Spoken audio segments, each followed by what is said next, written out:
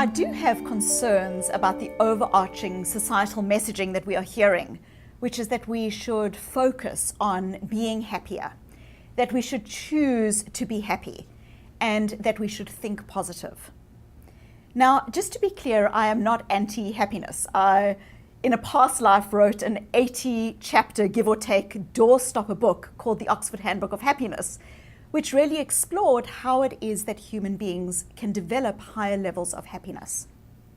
But what I am concerned about in the current discourse is that I think what it is actually paradoxically doing is setting people up for greater levels of unhappiness. Let me explain why. A friend of mine was recently diagnosed with and died of stage 4 breast cancer.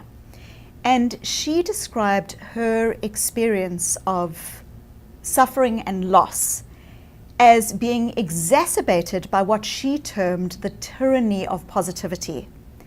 That she had so many people coming to her and saying, just be positive, just think positive, everything will be fine. And what she said is those messages had a real impact on her ability to be authentically and in a real way with her experience.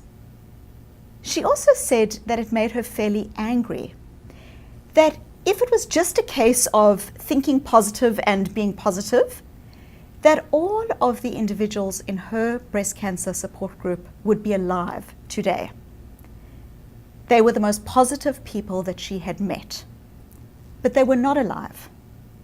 And that somehow the messaging that our wellness is 100% in our control simply by thinking positive can often lead people who are suffering from illnesses like cancer to feel that they are somehow to blame for their own illness or for their coming death because they weren't positive enough.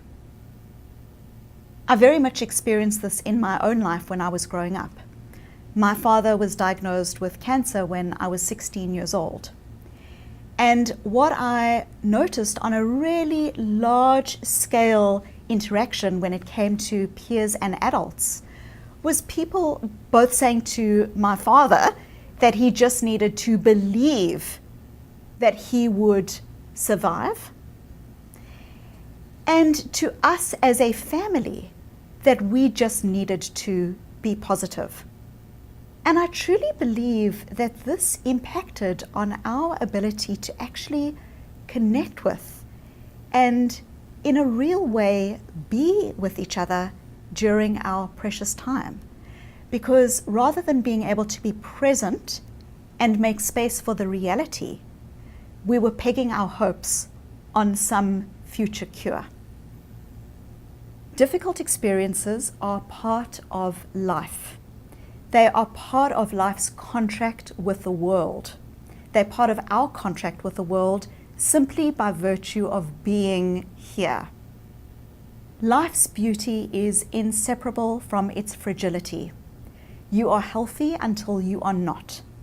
You are with the people that you love until you are not.